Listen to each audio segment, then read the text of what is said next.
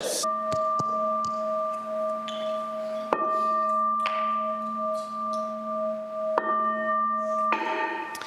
reading today is on page 42 of the spiral-bound book.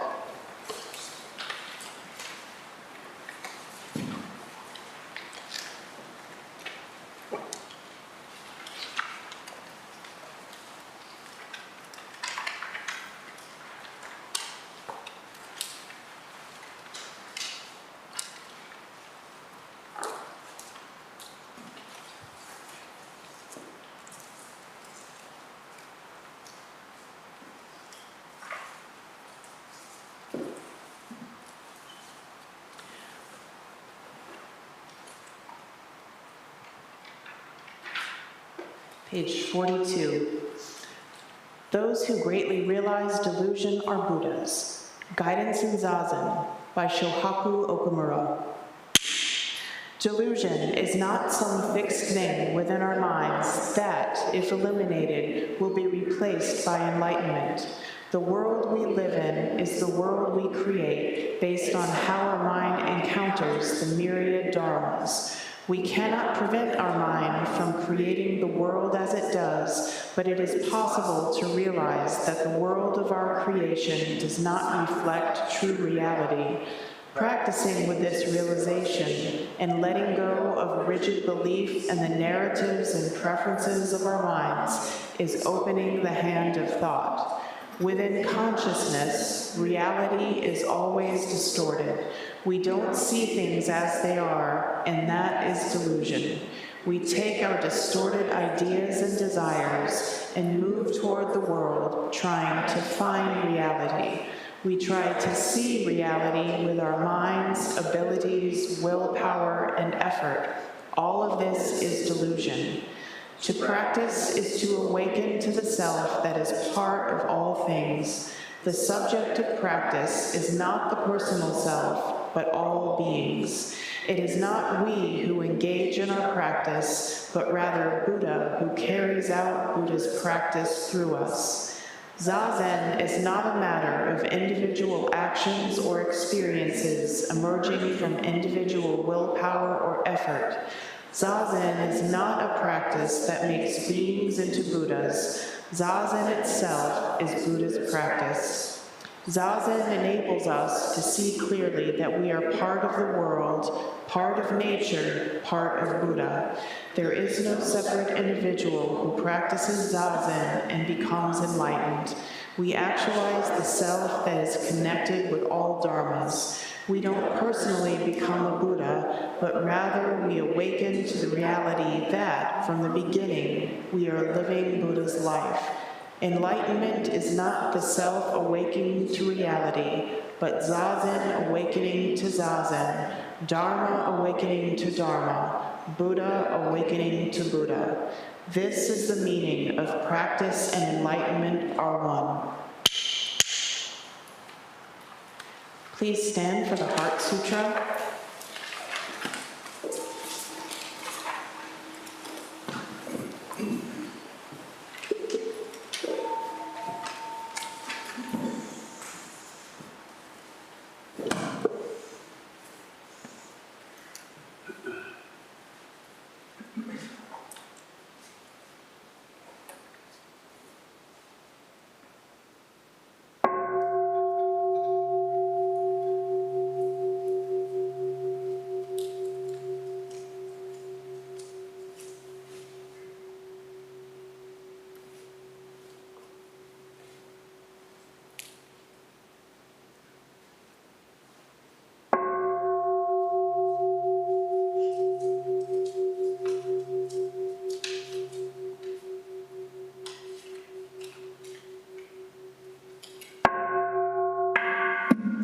Great Prajna Paramita Heart Sutra.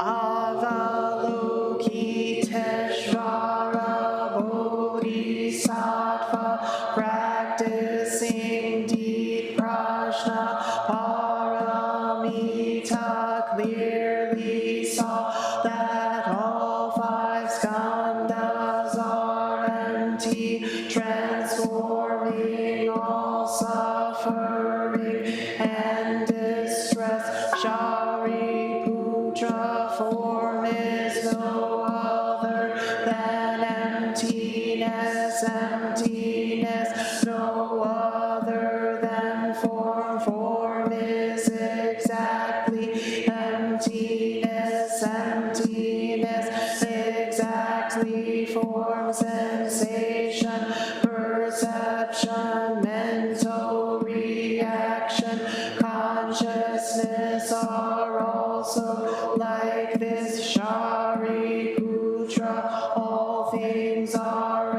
essentially empty, not born, not destroyed, not stained, not pure, without loss, without gain. Therefore in emptiness there is no form, no sensation, perception, mental reaction, consciousness, no eye, ear, nose, tongue, body, mind, no color, sound, smell, taste, touch, object of thought, no seeing, and so on, to no thinking, no ignorance, and also no ending of ignorance, and so on, to no old age and death, and also no ending of old age and death, no suffering, cause of suffering, cessation,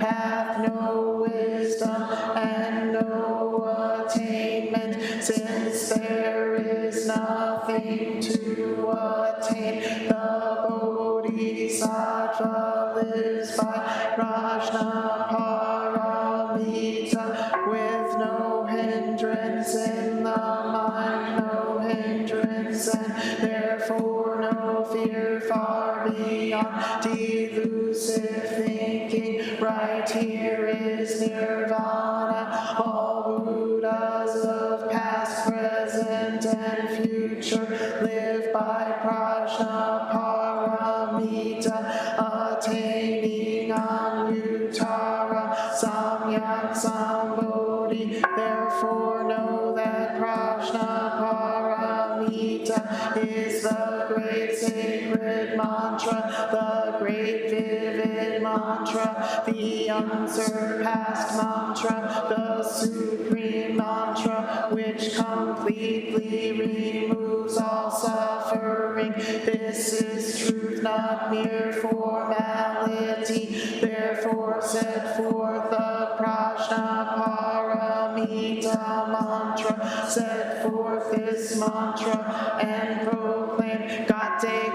Gate, Para, Gate, Parasam, Gate, Bodhisvaha, Gate, Gate, Para, Gate, Parasam, Gate, Bodhisvaha, Gate, Gate, Para, Gate, Parasam, Gate, Bodhisvaha. Infinite realms of light and dark convey the Buddha mind. All that is and we ourselves come forth in perfect harmony. We offer this sincere and devoted practice for the many beings of the 6 worlds, and dedicated in grateful thanks to the strength and sound practice of the great Heartland Sangha and its teachers. May our virtuous actions be clear from all interferences, and may our vows be fully realized. We also dedicate these merits to Sharon Petrie, and those names we hold in the silence of our hearts, as well as those names we now voice aloud.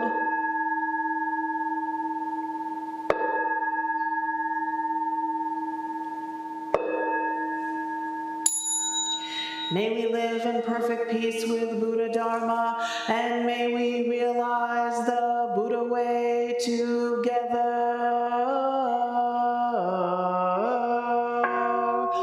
All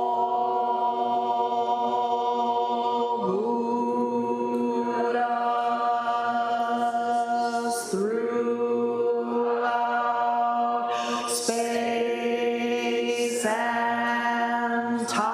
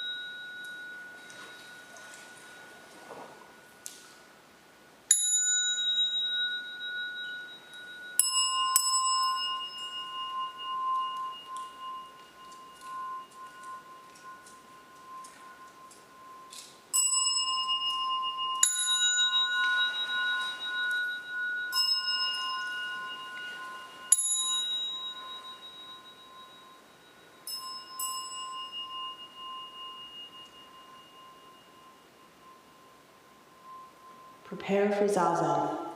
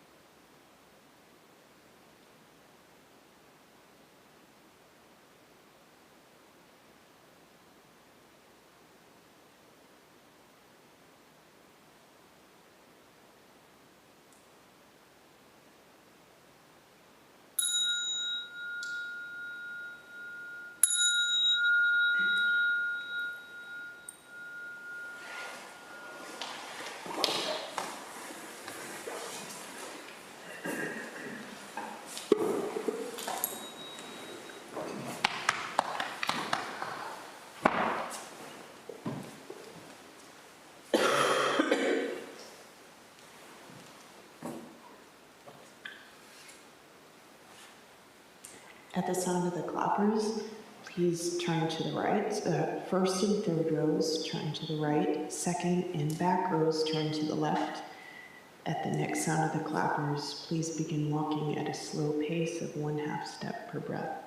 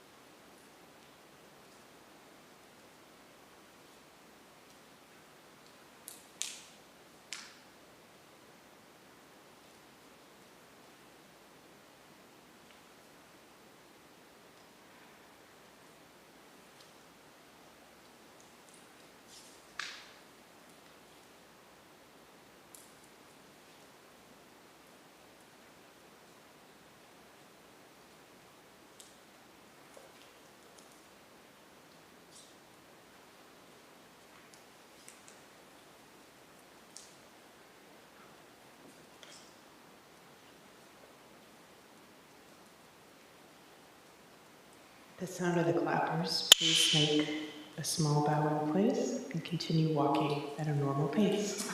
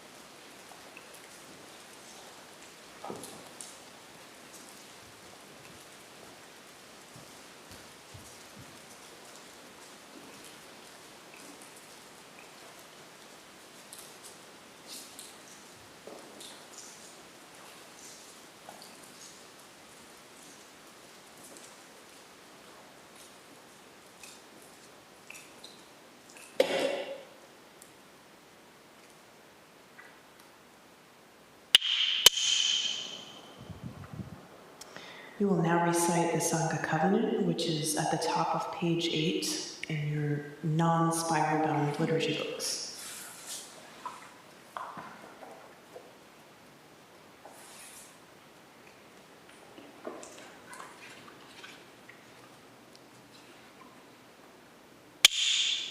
We, the Daishin Kokuji Sangha, with respect for the worth and dignity of each person, with wonder at the wisdom and compassion we seek to cultivate by practice, and with deep gratitude for the teachers of this lineage and our connection to one another, covenant to support each other by upholding the precepts of doing no harm, practicing good, and actualizing good for others.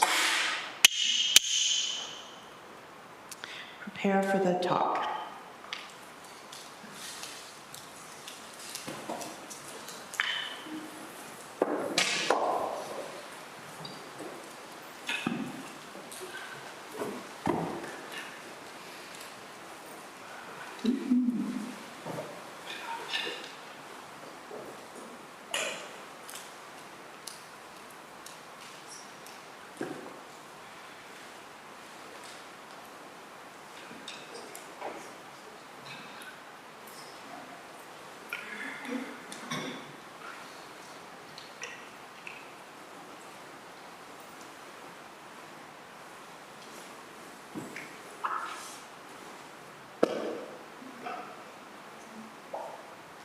Also on page 8 of your liturgy books is the Gata on opening the sutra and the Bodhisattva vows, which we will need.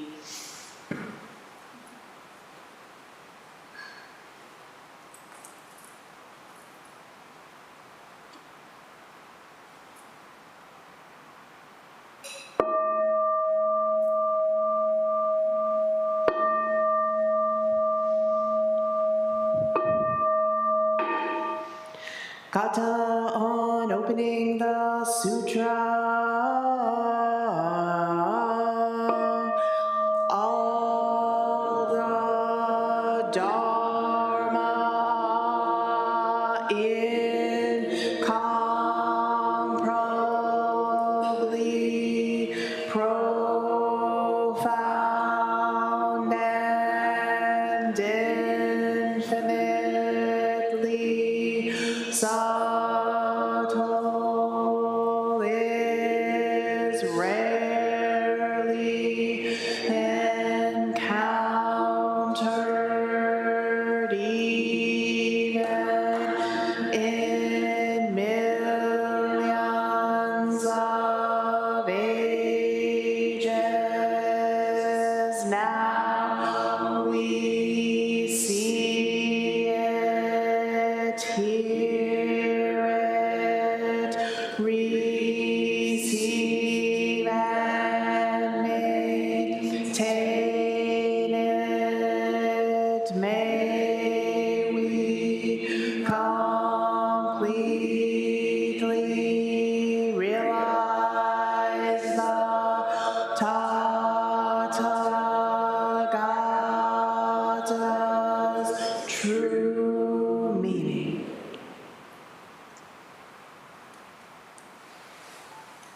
Good morning, everyone. Can you hear me? Okay. So the teachers are at the American Zen Teachers Association annual conference in upstate New York. So we are here by ourselves. They are trusting us to behave. And what a beautiful, easy summer morning it is here in Toledo. Just gorgeous. And we will, in their absence, return to our old friend, Shantideva. For those of you who are not familiar, we've been working through the Bodhicitta Avatara, the guide to the Bodhisattva's way of life, how to live your life as an awakened being. And it's not a list of do's and don'ts. Follow these rules, don't do those things. It's the instructions on how to be yourself, how to be your authentic self. That longing that we all have to come home to our true nature, which is perfect and complete, lacking nothing, and which, of course, in our everyday life requires a lot of work to realize. So we've actually made it to chapter 4, which is entitled Using Our Intelligence. And, sometimes in Zen we're accused of devaluing the cognitive mind, which I don't think is really a fair criticism. We always say, don't leave your discernment at the door.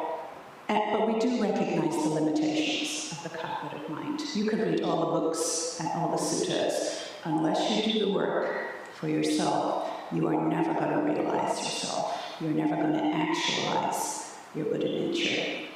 And this chapter is really a crash course in actually using the cognitive mind to make ourselves saner.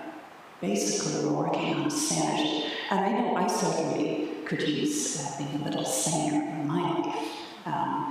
So how do we do it? In this chapter, he's really getting down into the muck of our lives. He's getting down into working with attention, with mindfulness, with attentiveness, and applying that to our neurotic habits, to these strong emotions that have such power over us. And he's really honest in it. He talks about working with his own crazy mind. And he was a prince who came from the warrior class, so he was trained in aggression. That was the deal of his family. How do you work with all of those habits that have been ingrained in you from childhood on? How do you work skillfully with those in this practice? And I'd just like to say up front that the Bodhisattva path is not about being a good person. Okay? It's not about maintaining the status quo. It's about actually realizing our own authentic self. It's about growth. It's about trust until we can actually just meet this moment as it really is. And without a list of do's and don'ts, just respond. Just respond skillfully from our practice. So we're going to talk specifically about the kleshas, which is a Sanskrit word that refers to those strong emotions that have such a hold on us. In modern day terms, maybe we'd use the term neuroses. In the sutras, they're also called afflictive emotions, defiled emotions, aggression, craving, clinging, ignorance, jealousy, pride, arrogance, and all of the many iterations that we are all very familiar with. At least I am very familiar with. And what are they? I mean, in essence, they're just dynamic, ineffable, insubstantial energies. They're just energies, and yet they have such power to cause us to act, to think, to speak, to act in really unintelligent and unskillful ways. And they arise from, the nature of our dualistic mind, right? Just to pick and choose. We say in Zen, the great way is not difficult. Just don't pick and choose, which sounds really easy, and yet we have this ingrained tendency to divide things into for and against, like, don't like, and we actually have to get to know these tendencies intimately, or they are going to rule our lives. And we all know how, when we do get into that mode of, I like this, I don't like that, how it's really easy how we react to circumstances, and our behavior just escalates before we even know what's happening. So this chapter is like a master class on how to deal with that, honestly and authentically. And of course, the kleshas survive because of our ignorance, because we don't see into their insubstantial nature, and they thrive because we fuel them with thought. So we know the cause, it's our ignorance, and we know how we fan the flames, it's our thinking. So clearly, there's a solution, right? And the solution is to shine the light of awareness on what's actually happening. So in discussing the destructive power of the kleshas and the hold they have on us, Shantideva talks about the 5 faults of the kleshas, the 5 ways in which they are problematic, which is, I find, really useful and instructive. And the first thing is we become enslaved by them before we even know what's happening. It is as if I am confused by a spell, and my mind has been reduced to nothing. Even I do not know what causes this confusion. What is it that dwells within me?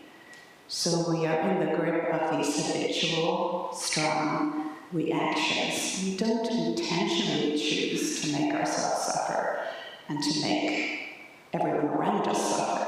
So how is it that they can enslave me? And he goes on to say, the inner enemies of hatred, attachment, and so forth do not have arms and legs, nor do they have courage or skill. So how have they made me their slave? It's a pretty strong statement. How have they made me their slave? And these things, which have absolutely no substance, have this power to enslave us. And that they have no solidity, no fixed nature. Sounds familiar, right? What do we do in Zazen? All the time we encounter that groundlessness. And so what do we do? What do we do when this habitual pattern arises? Well, what we always do, we come to the body. Our practice is embodied.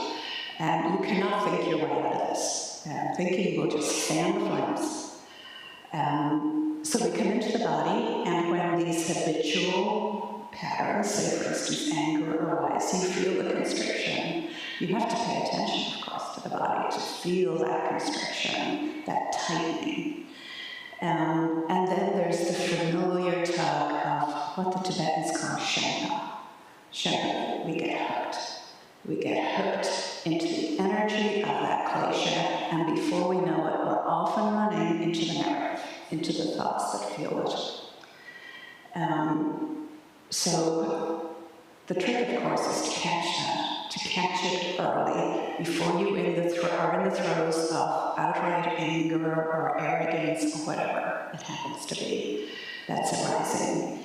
And to the degree that we're attentive, we can actually do that.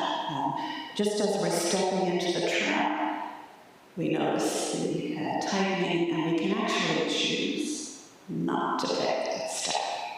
I think is it Viktor Frankl who talks about the stimulus and the response, that moment, that second in between stimulus and response. In that moment lies your freedom. So how do we work with that? Penny Children describes it like this, and I've lost the page. Here it is. We could think of this process in terms of the 4 R's: recognizing the Sherpa, the hook, refraining from scratching, relaxing with the underlying urge to scratch, because that would feel so good to scratch that itch, and then resolve to interrupt the momentum and do this for the rest of our lives. What happens when you don't follow the habitual response?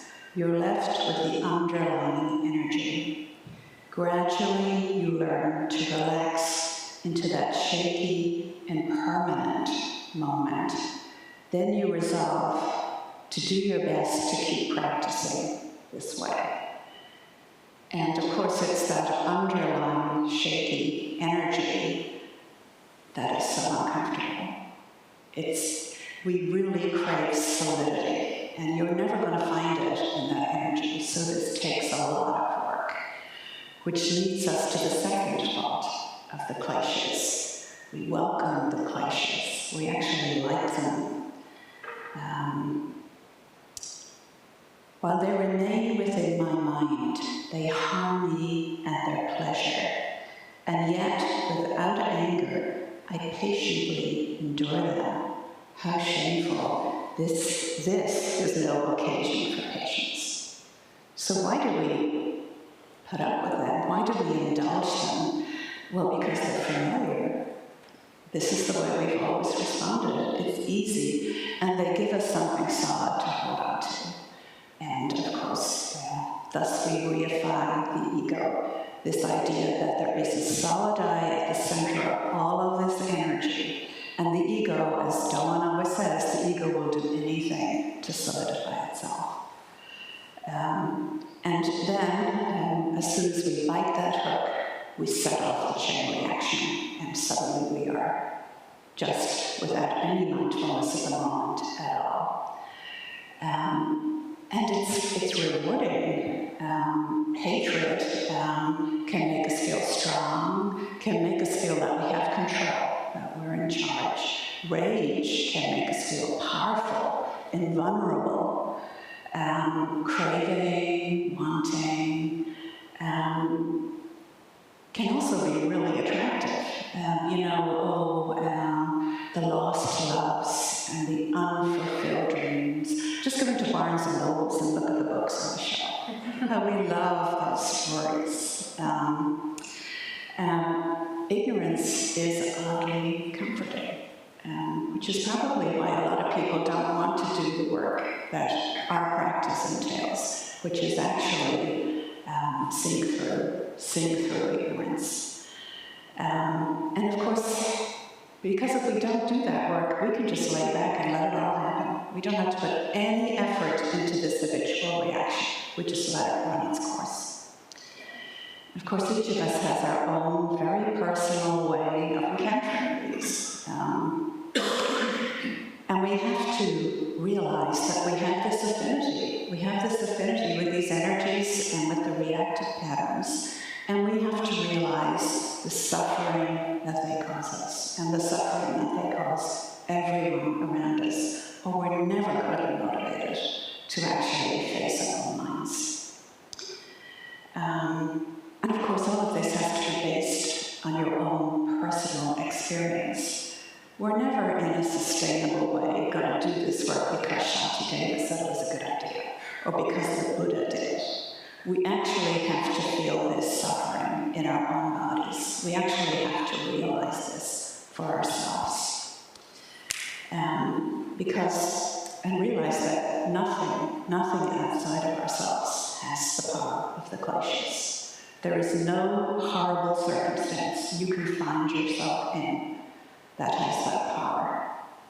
So we really need to get to know our own minds. And the third fault of the kleshas, they will keep harming us for a very long time. They're not going away by themselves. They'll just keep going. Shantideva says, no other type of enemy can remain for as long a time as can the enduring foes of my delusions, for they had no beginning and no apparent end. And I think we can all see the truth of that. Long after that despised person has forgotten all about our existence, we still hold, we still hang on to and harbor that incident that happened maybe a decade ago.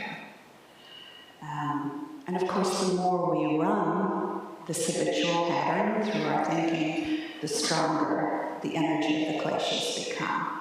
And the stronger the energy of the kleshas become, the more we run that habitual pattern. It is samsara. And as I said, nothing outside of yourself has the power to do that. Just our mind.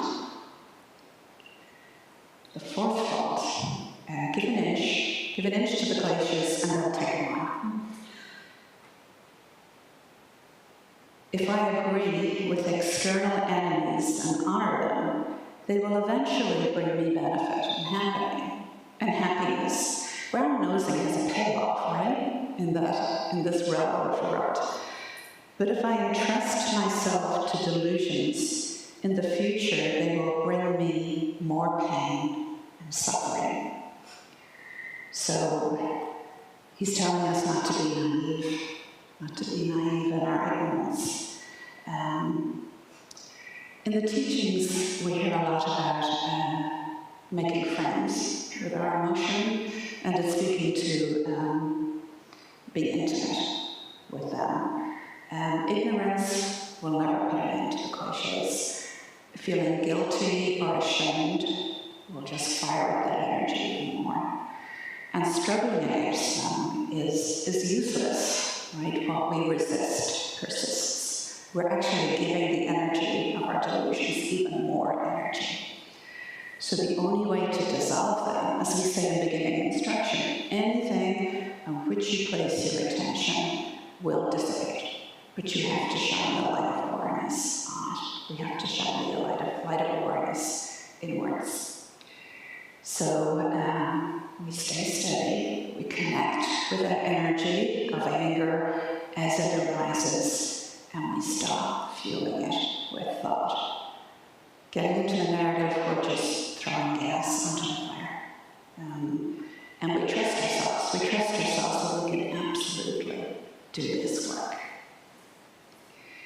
And of course, for as long as we're enslaved by the kleshas, we will never find peace. And this suffering world will never find peace.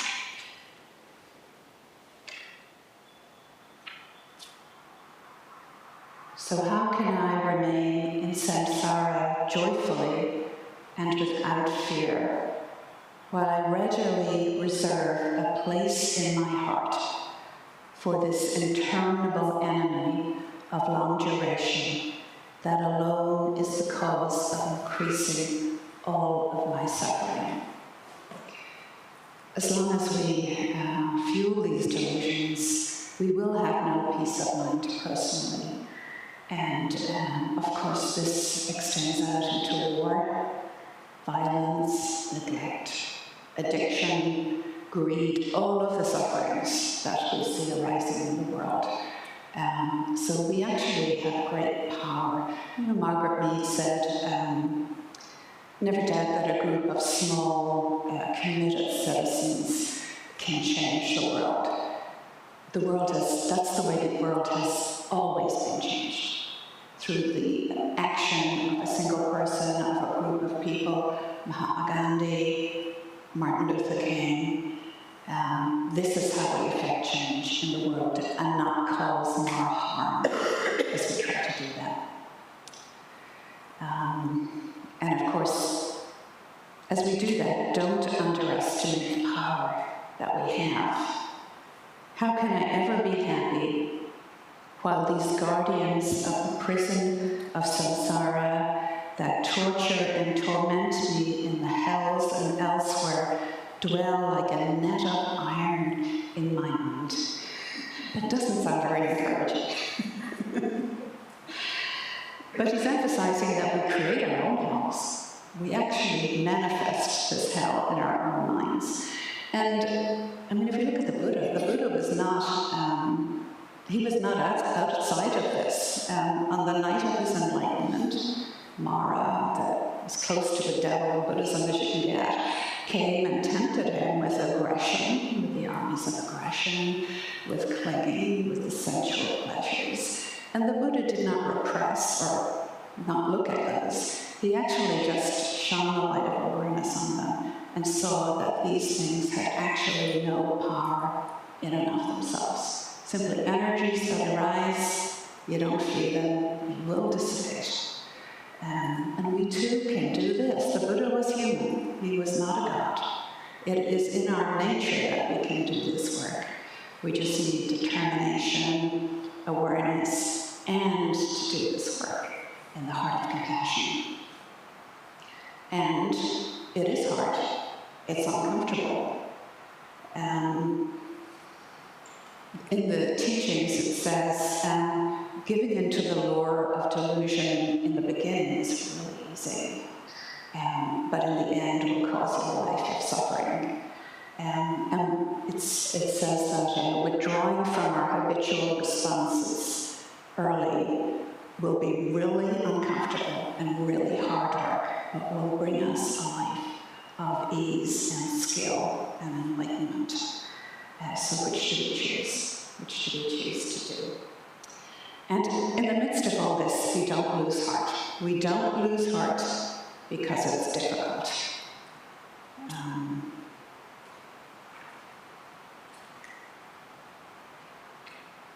If I myself am not free from delusions, when I promised all living beings, abiding in the 10 directions throughout space, that I will liberate them from their delusions, is it not foolish of me to say such things while disregarding my own shortcomings? This being so, I must never turn back from destroying my own delusions. You know, on the night that Buddha was tempted, the big gun that Mara pulled out in the end was, who do you think you are? What right do you have to the seat of enlightenment? Who am I to liberate all beings from their delusions while I have such shortcomings? And the Buddha didn't take the bait of that, because we all feel inadequacy. And he didn't try to reason, he simply touched the earth. He simply touched his own direct experience, came into his body. And that's what we do. And of course it speaks to the impossibility of the Bodhisattva, right? We're going to bring ourselves and all beings to complete and full enlightenment. And the reason why we can do it is because it is impossible, because there are no parameters, there's no confines. It is vast and endless, and that is why it's possible. And we're not confined by the cognitive mind in doing this work. And never think that you are confined in doing this work. And every time we interrupt those old habits, every time we're about to say that sharp word, when we just interrupt and say, will this cause suffering? Buddhism, for all of the difficulties with the teachings, they're not always transparent. It's completely simple. Is this thought, speech, or mind going to cause suffering? Or is it going to bring relief? That's all you have to ask yourself. In that moment, just ask yourself, listen to the answer, and act accordingly. So, where do we start? He gives really explicit instructions as to where we start. The delusions are not in the objects, in the sense powers, between them or elsewhere.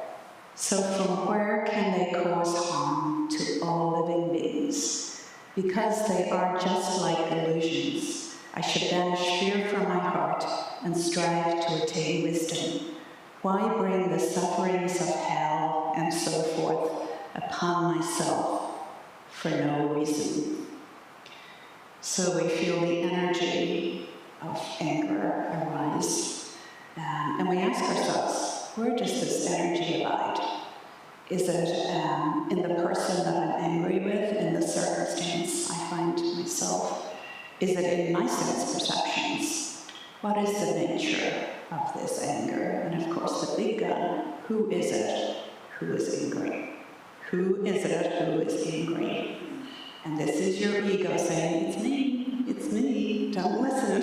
See into the nature of this delusion. And of course, we also have to realize, if we do get hurt, how are we going to fuel that klesha? And we do it with thinking. So we apply the same logic, the same intelligent reasoning to the thoughts as they arise. And where did this thought come from? Where is it abiding? Where did it go? Because when you look at the nature of thought, the arising, the dwelling, the passing, there is nothing there. There is nothing substantial there. It's simply an energy moving through the mind. As we say in the beginning instruction, vast cloud, this is just simply a cloud floating by.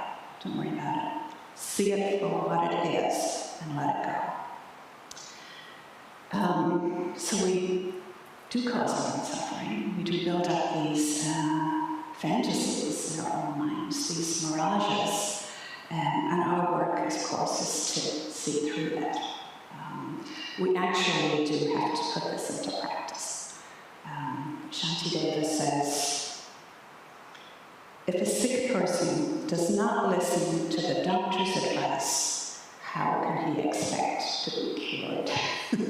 Darn, he's such a smart ass, isn't he?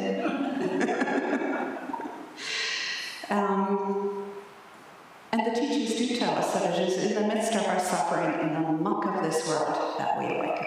It's not hanging out with the unicorns and rainbows. It's right here in the midst of this suffering that we do it. And we use our suffering as fuel to make us kinder, more compassionate people. And of course, to do this, we have to be kind and gentle with ourselves. We don't have a list of right and wrong. We actually have to encounter our own kind heart and apply this kindness and compassion to ourselves. And maybe on a given day, just going out there and being a bodhisattva is just too much to ask. And I go read a book, I go take a nap, I go have a cup of tea. Be gentle with yourself in doing this work. And of course, I know a big insight for me was delusion is it too. Delusion is not separate from awakening as we encountered it we did this morning. We have to encounter the whole spectrum. We have to work with the shadow side of ourselves, or it is going to come back and back and back and bite us in the butt over and over again. And we do this in the heart of compassion. So how do we choose to use the energy of the kleshas? And we really read that this morning. Those who greatly realize delusions are Buddhas. Delusion is not some fixed thing within our minds that, if eliminated, will be replaced by enlightenment. The world we live in is the world we create, based on how our mind encounters myriad dharmas, everything. We cannot prevent our mind from creating the world as it does, but it is possible to realize that the world of our creation does not reflect true reality. Practicing with this realization and letting go of rigid belief in the narratives and preferences of our own minds is opening the hand of God. So may we all open this hand of God and we practice well.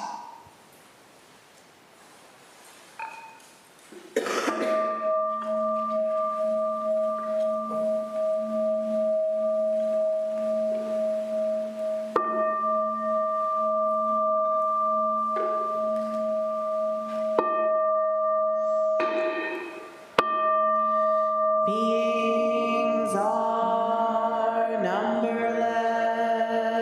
I vow to free them. Delusions are inexhaustible. I vow to end them. Dharma gates are boundless. I vow to enter them. The Buddha way is unsurpassable. I vow to embody it. Beings are numberless. I vow to free them. Delusions are inexhaustible. I vow to end them. Dharma gates are boundless. I vow to enter them.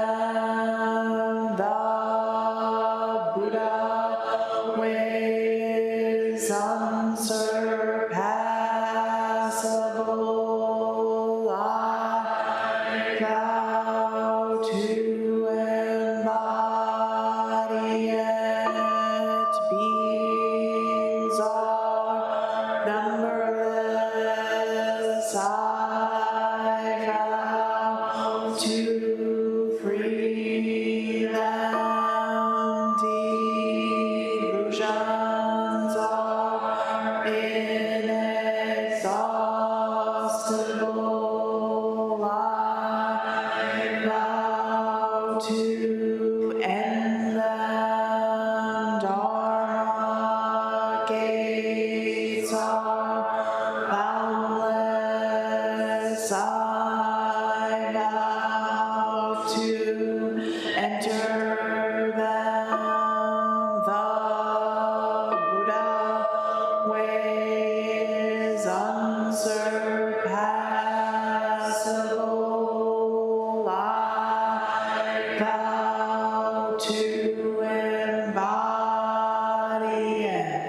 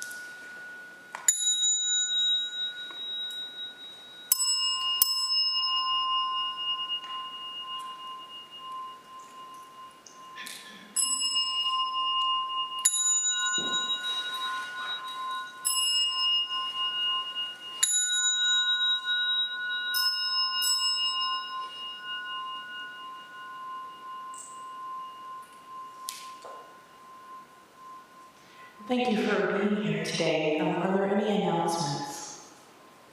So the teaching retreat starts Tuesday.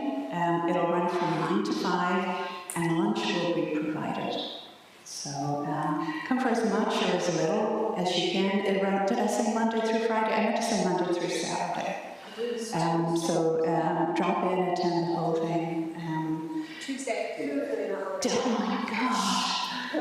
It's clearly I should not be trusted with the announcements. But it runs Tuesday through Saturday, and I'm going to start. This afternoon, some of us are going to leave pretty quickly and go move some bunk beds. And I just wanted to let you know that you can message me if you're meeting us at storage to move the bunk beds, but we'll be over there from 1 to 2. And thank you all for your efforts. There's shopping tomorrow at 2 p.m. here, some food prep for the teaching retreat. So anyone who wants to show up with beans and do some shopping, food prep, you're welcome. Thank you. Eka, the Guardian Council Registrar here. I know teaching retreats next week, but we also have Jukai coming up next month, so if you want to come hang out during Jukai, let's go do that and welcome in our new Jukai initiates. Also, such as ordinations, the 31st of this month is here. He knows exactly. So please come and welcome him into his new position and role. Also, excuse me, this Saturday, the 23rd at, is it 7 p.m. or 6 p.m. Arts Night? 6:30. 6:30. So if you haven't been to an arts night, we haven't done one for at least 2 years now. It's a wonderful opportunity for just a bunch of fun. Basically, everybody comes and does whatever they do, whether it be singing, dancing, displaying your art, poetry, stories, whatever. And there's also opportunities for impromptu collaboration. If you would, please check out the Facebook group and let Kai-Shin know, or just message him privately. Reverend Kai-Shin is putting together a sort of a loose program, a list of what people are doing. So, and if you have any questions about that, you can ask me or one of us who have been around for a while. So that's, again, it's Saturday the 23rd at 6:30 p.m. here. Oh, and it's a potluck also. So thank you. Please restore the Zendo.